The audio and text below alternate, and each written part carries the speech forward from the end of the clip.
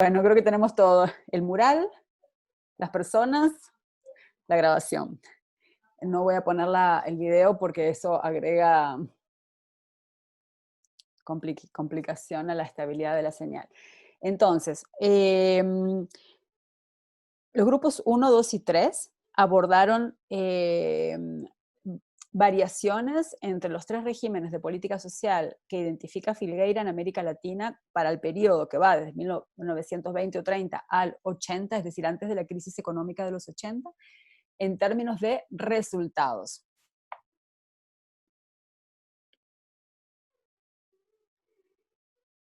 ¿Cuál es el, bueno, si ustedes se fijan en las tablas,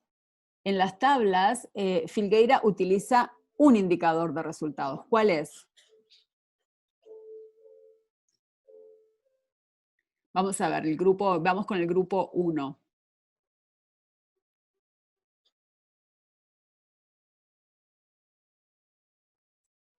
Los indicadores tipo esperanza de vida, mortalidad y esas.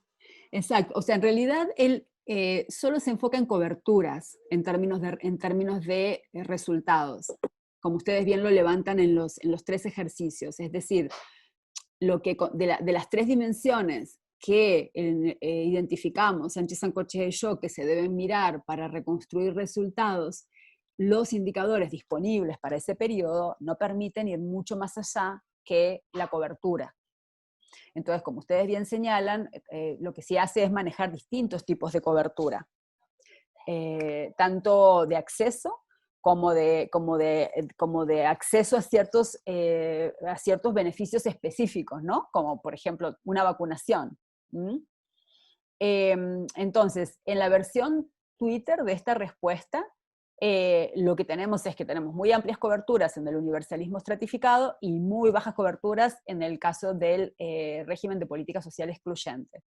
Y que en el caso del dual, creo que ahí no termina de recogerse bien por parte del grupo, lo que tenemos es un desempeño marcadamente distinto dependiendo de los territorios.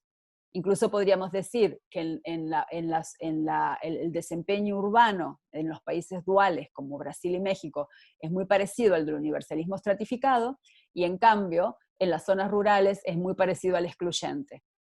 Por eso hablamos de dual, porque no es un único régimen de política social, sino que es muy, muy, muy distinto. Estamos hablando de 2 colosos del continente, países con millones de personas, países federales además, y en donde lo que él identifica es esa profunda diferencia territorial. Entonces, si tuviéramos que decir un rasgo del universalismo estratificado, como bien dice el grupo, es que la cobertura amplia en el caso del universalismo estratificado entre distintos sectores. Si tuviéramos que decir un rasgo del excluyente, es las coberturas muy bajas en los distintos sectores. En algunos les va un poco mejor que en otros, pero en general, comparativamente a los otros regímenes de política social, la cobertura es muy baja. Y en los duales tenemos este contrapunto marcado, muy fuerte entre territorios. Entonces diría que tanto el grupo 1 como el 3 recogen el tema central de estos regímenes. En el dual tenemos que profundizar en el tema del contrapunto territorial. Y vean que en el caso del grupo 3, ustedes se aventuran a abordar el tema de las élites, pero no es lo que les estoy preguntando. Les estoy preguntando solo resultados, ni siquiera arquitecturas, que sería el siguiente paso. Esto me interesa aclararlo, precisarlo e insistirles, porque tiene que ver con las consignas, ¿no? Que en el interrogatorio didáctico también vi en muchos casos la falta de tiempo no fue tanto porque no abordaran el punto, sino porque abordaron más cosas que las que estaban preguntadas en la pregunta. Me voy a disculpar por ir un poco rápido, pero lo voy a hacer. Más bien, ustedes me interrumpan, las personas del grupo o cualquier otra persona, si necesitan que me devuelva.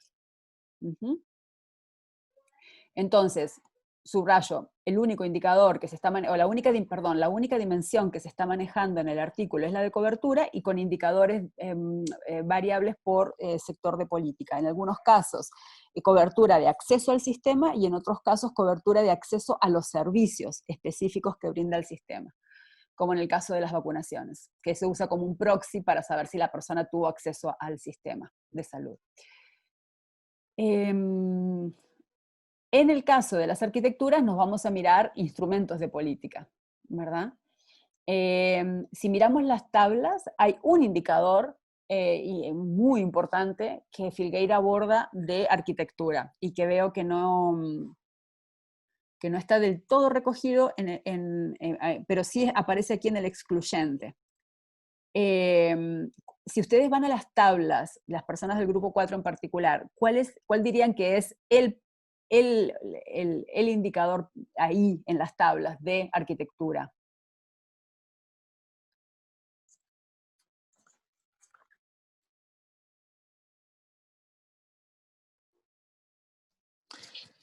Me atrevería a decir que es la elegibilidad. Pero elegibilidad en las tablas, a ver, díganme concretamente cuál indicador. Esto se los estoy preguntando no porque espere que esté claro, ¿no? Sino más bien porque así podemos ir relacionando conceptos con formas de medir los conceptos. Entonces, en la tabla, digamos en el cuadro 1, o en el cuadro 1, el 3, el 5, están abordando indicadores que no son de resultado social, sino que son de arquitectura y de resultado de política. ¿Cuál sería de esos el indicador de arquitectura? Profe, tal vez la intervención del Estado. Ok, bueno, pero la intervención del Estado se puede expresar en elegibilidad, se puede expresar en prestaciones, se puede expresar en prestadores, se puede expresar en cualquiera de las 5 dimensiones que Sánchez Sancoché y yo discutimos como que hacen a la arquitectura, ¿no? Sí, yo lo hacía tal vez pensando en que como el Estado interviene en esta formulación de política social, entonces tal vez por ahí bueno, pero estaba pensando ¿qué en es el una Estado. cosa imprescindible para que intervenga el Estado? O una manera de poder identificar, pero véanlo en la tabla. Hay varios indicadores de cobertura, como ya recogieron los grupos 1, 2 y 3 en la pregunta anterior. Pero hay un indicador ahí que no es de resultado, es de instrumento. ¿Cuál es? La intervención, profe. Ustedes están viendo el cuadro 1. El de régimen universaliza el Sí, certificado. pueden ver el 1, pueden ver también el cuadro 3, en el cuadro 5, porque son los mismos indicadores. Pues es que son más El gasto, ¿no? Exactamente, exactamente. Sin cacao no hay chocolate, ¿verdad? Filgueira dice, bueno, vamos a reconstruir los regímenes de política social latinoamericanos retomando los aportes de Spin Andersen y de Titmus de que tenemos que mirar constelaciones de variables, de que no es Y solo cómo un se tema. gasta y en qué se gasta. Exacto, exacto. Él dice, bueno, es cierto que cómo se gasta y en qué se gasta no es lo único que importa. Pero eso, lo que él dice es, cuando estamos en países del norte global, donde se gasta mucho y donde se gasta parecido, entonces para distinguir las características principales de cada régimen es muy importante el cómo, no solo el cómo y no solo el cuánto se gasta. Pero en una región en donde las variaciones en cuánto se gasta son tan marcadas, el cuánto se gasta es un proxy, es una aproximación imprescindible. ¿Por qué? Porque sin eso, mira, Mariana también lo había mencionado en el chat, el gasto. Gracias. Sin recursos no puedes, difícilmente haga nada. De hecho, una de las principales cosas que nos ocurre es que los países, cuanto más excluyentes, muchas veces pues dicen que hacen muchas cosas que no hacen, entre otras cosas porque no tienen los recursos económicos, ¿no?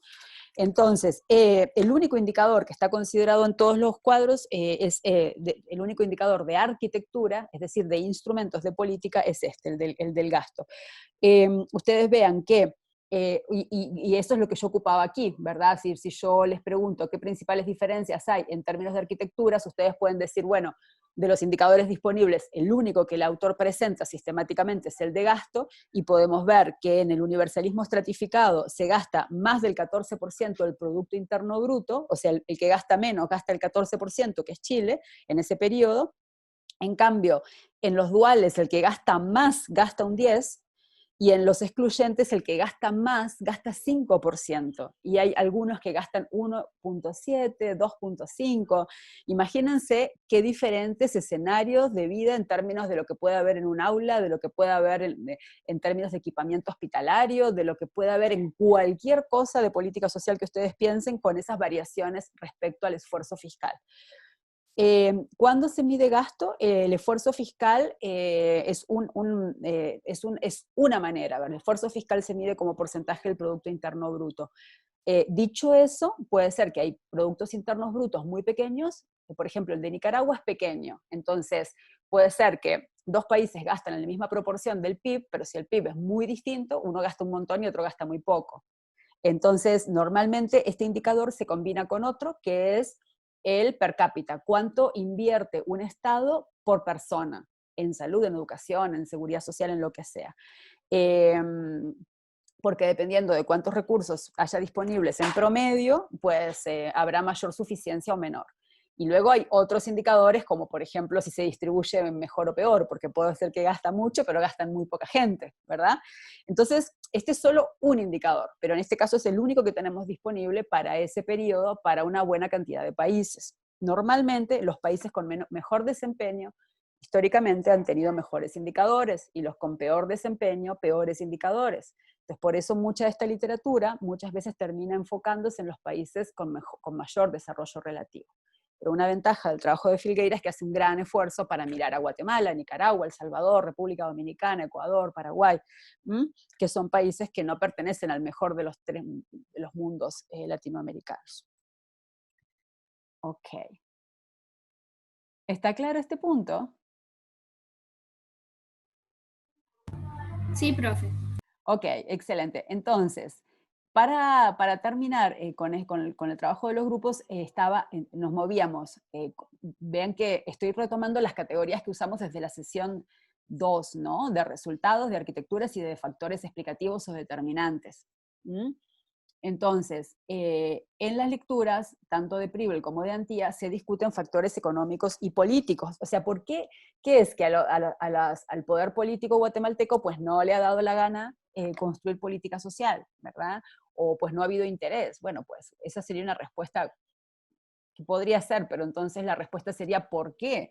En unos países, pues los gobernantes, los partidos políticos, el Estado, a lo largo del tiempo, ha dedicado le ha dado una enorme prioridad a los servicios sociales y en otros no. Eso en sí mismo habría que explicarlo, ¿no?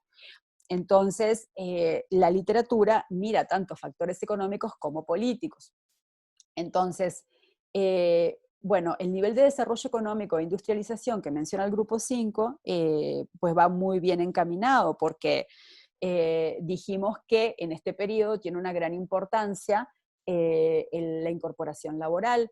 Entonces, distintos grados de desarrollo económico, también no solo el grado, sino el tipo. Ustedes ven que Filgueira habla de países en donde que fueron intensivos en mano de obra, y países que no fueron intensivos en mano de obra, sino más bien intensivos en otros factores, como el capital. Entonces no es solo el grado de desarrollo económico, sino para qué es que se necesita la gente integrada al mercado laboral, y grados de industrialización. También habla del grado de protección, es decir, cuando las empresas estaban más protegidas, había más chance para destinar más recursos a la protección social.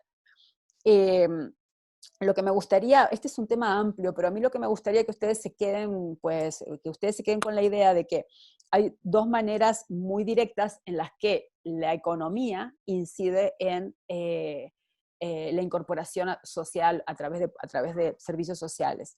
Una es la capacidad fiscal y otro es si es importante tener fuerza laboral protegida o no. Es decir, que si yo tengo una gran cantidad de empresas formalizadas que están aportando a la economía, voy a tener más recursos para invertir en política social. Si por ejemplo, tengo, como nos pasa mucho en este momento en Costa Rica, una gran cantidad de empresas que son muy dinámicas económicamente, pero que no contribuyen impuestos, pues entonces ahí ese tipo de desarrollo económico es muy importante para algunas cosas, pero para otras no, porque se produce una un desenganche fiscal entre la producción de esas empresas, por ejemplo en zonas francas, y el aporte fiscal que luego se traduce en escuelas, hospitales, etcétera, ¿verdad? Entonces, no es solo el grado de desarrollo económico, sino también el tipo de desarrollo económico para poder ver en qué medida hay un aporte fiscal vinculado a la política social.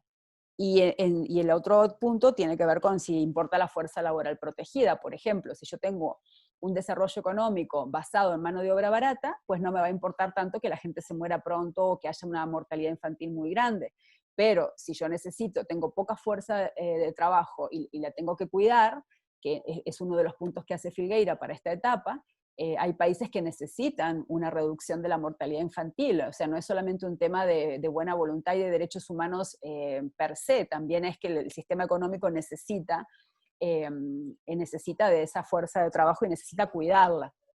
Entonces, esos dos factores, capacidad fiscal y la importancia de una fuerza laboral protegida o no, van a incidir directamente en el vínculo entre factores macroeconómicos y factores de política social.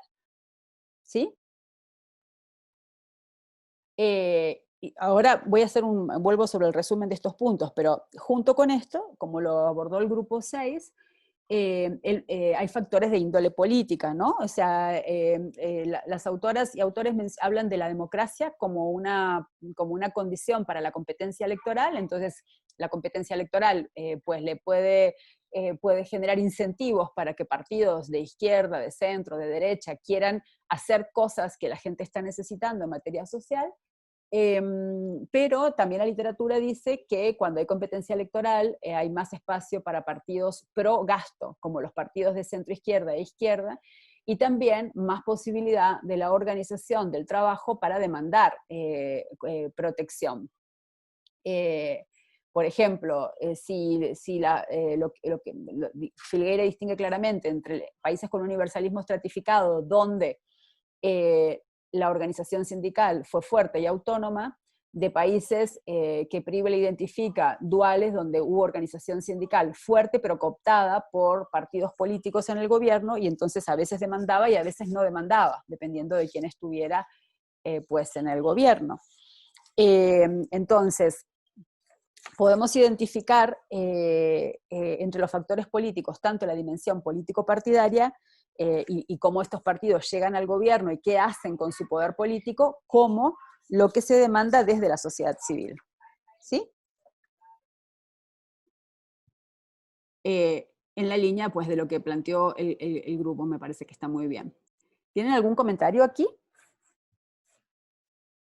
No, profe, otra cosa que, bueno, no lo quisimos poner como para no ser tan extensos, pero sí queríamos como enfatizar en esto de que usted mencionaba y pues también la participación organizada de los sectores subalternos, ¿verdad? Que también lo mencionaba un compañero a la hora de discutir este factor.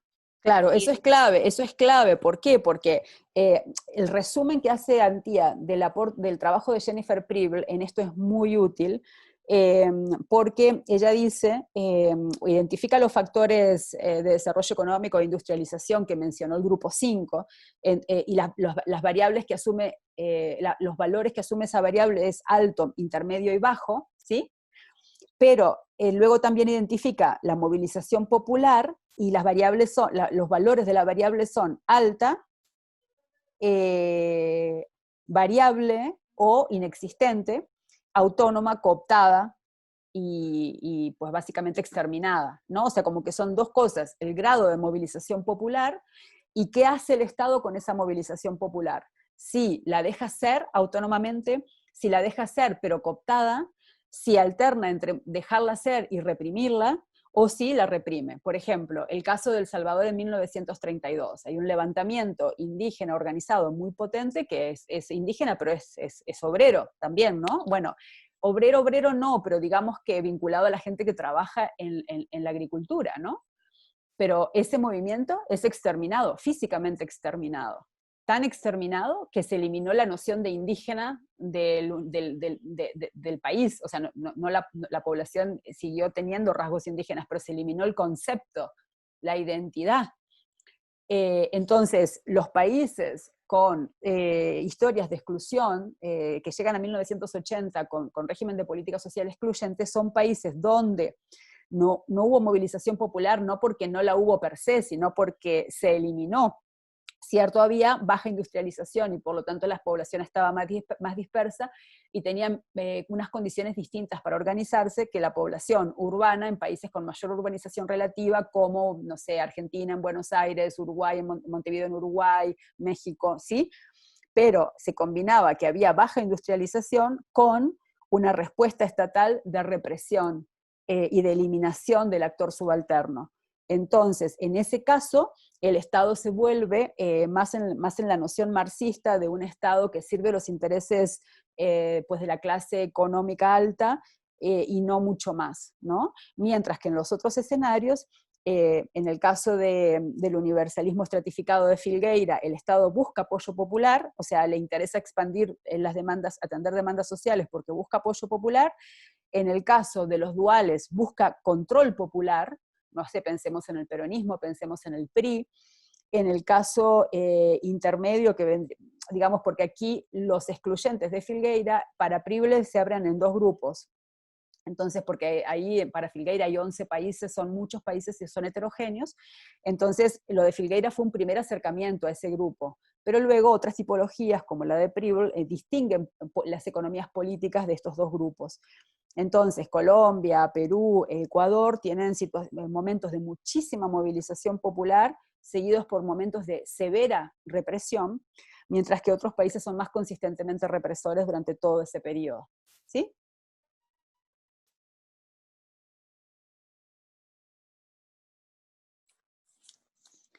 ¿Está claro? Sí, profe, todo profe. perfecto. Entonces, ustedes vean que aquí, digamos, tenemos factores económicos, factores políticos, que juntos hacen a la economía política de por qué un país llega a donde llega, ¿no? Esto es súper importante porque cuando vienen las reformas de los 80, que vamos a ver, y cuando viene la discusión presente, las ideas de qué es lo que los países deben hacer para proteger a su población muchas veces son ideas comunes. Por ejemplo, hay cierto consenso hoy en la región de que todos los países deben tener sistemas de cuidado, por mencionar algo. Hay consenso en que hay que tener un piso básico de cobertura en salud, etc. Pero luego, la operativización de esos consensos en los escenarios nacionales tiene por detrás legados de política pública y economías políticas marcadamente distintas, ¿no? Entonces, tanto por los espacios fiscales como por las demandas de protección social que puedan vehiculizarse o no, incluso como lo plantea Segura Ubiergo y que recoge Antía, va a haber distintas, o sea, distinta centralidad de la expansión del gasto en unos escenarios y en otros, ¿no? Entonces, esto es lo que Filgueira dice. Bueno, si usted es un técnico, una técnica, una persona que quiere recomendarle a los actores colectivos, a los sindicatos, a los partidos políticos, a las organizaciones feministas, a quien sea, qué hacer con los servicios sociales, no se pierda de vista estas relaciones de poder, porque en poder alterarlas usted va a encontrar más espacio o menos espacio para hacer lo que usted crea. Esto, digamos, para cerrar, dice, digamos, lo que él dice es cuando la literatura del norte dice mercado, está interpelando algo muy distinto a lo que es el mercado en el sur global, ¿no? Por ejemplo, cuando decimos mercado laboral en el norte global, podemos estar hablando de proporciones muy altas de formalidad laboral. Cuando decimos mercado laboral en el sur global y en particular en América Latina, estamos hablando de mercados laborales con altísimos grados de informalidad y dentro de la región unos grados muy altos en unos países y más bajos en otros. Entonces, el concepto mercado laboral tiene connotaciones totalmente distintas. Igual, si hablamos de incorporación vía mercado, si los países tienen alta capacidad de generar buenos empleos, pues la incorporación vía mercado puede ser una alternativa. Pero si tienen muy baja capacidad de generación de empleo, la incorporación vía mercado es sinónimo, por ejemplo, de exportación de fuerza laboral, de migración y de remesas, ¿sí? Entonces las remesas, por ejemplo, en la literatura sobre el norte, pues casi no se aborda, pero en la literatura sobre el sur es súper importante, porque en este momento las remesas, justo antes de la pandemia, eran el principal, el principal aporte al PIB, no venía de la producción nacional en El Salvador o en Guatemala, por dar dos ejemplos, donde Guatemala estaba cerca del 20% del PIB, las remesas. Entonces, cuando pensamos en la capacidad de incorporación vía mercado, en el sur global tenemos que pensar en unos mercados laborales que son totalmente distintos. Y de igual manera, cuando pensamos en la incorporación vía Estado, y hablo de incorporación, no de dependencia, que alguna gente abordó en el interrogatorio el concepto de dependencia, no hablamos de depender, puede haber dependencia o no, pero hablamos de incorporación, puede ser dependiente o puede no ser dependiente, pues ese Estado va a tener características muy distintas en el norte global que en el sur global. Entonces, en suma, tenemos que entender al menos las relaciones de poder y los legados en los que se asienta lo que hacemos hoy. Vamos a ver que lo que hacemos hoy tiene estos legados que parece que fueron hace tanto tiempo, siguen operando. Y sobre esos legados se montaron reformas de mercado y luego se montó la recuperación del papel del Estado. Primero la reducción del Estado en los 90 y luego la vuelta del Estado en los 2000. Imagínense que ustedes estuvieran frente a un cuadro con relieve, entonces, no sé, una representación en 3 dimensiones de los volcanes de Costa Rica, ¿no? Que tiene distintas alturas cada volcán, y hay valles. Bueno, imagínense la formación de política social de igual manera, donde van quedando las montañas y los valles de un periodo y de otro, nunca terminan de desaparecer, sino que lo que se va haciendo se va montando sobre el periodo previo y quedan como capas geológicas de cosas de distintos momentos. Y todo eso actúa aquí, ¿verdad? En cómo, en cuáles son estos servicios sociales, cuál es la capacidad de los servicios sociales de integrar y a su vez incidir en la élite, y a su vez la élite de incidir en los servicios sociales, la mediación del régimen económico, la mediación de los factores políticos. Entonces, termino volviendo al otro Chile, ¿no? Al videoclip, ¿no? Ahí ustedes hablan, ustedes ven que en ese tema se habla de este Chile que definen de clase media, pero tiene las medias deudas. Me gusta mucho el juego de palabras sobre qué es de clase media, y tienen un apartado sobre la segmentación en acción, ¿no? Ustedes ven que Chile, en la tipología de Filgueira, está en el grupo, en el mejor escenario de universalismo estratificado, pero luego vendrán las reformas de los 80 y vendrá el periodo de Pinochet y todos los cambios que luego vamos a discutir, y el resultado es más estratificación, más gente fuera del Estado, ¿no? Y más gente fuera del mercado, ¿no? Porque lo que describe el videoclip es la gente que se tiene que inventar un trabajo y luego también tiene que hacer frente a hospitales colapsados, a educación de mala calidad, ¿no? A mucha desigualdad y segmentación. Entonces me pareció que era muy ilustrativo del tema que estamos abordando hoy.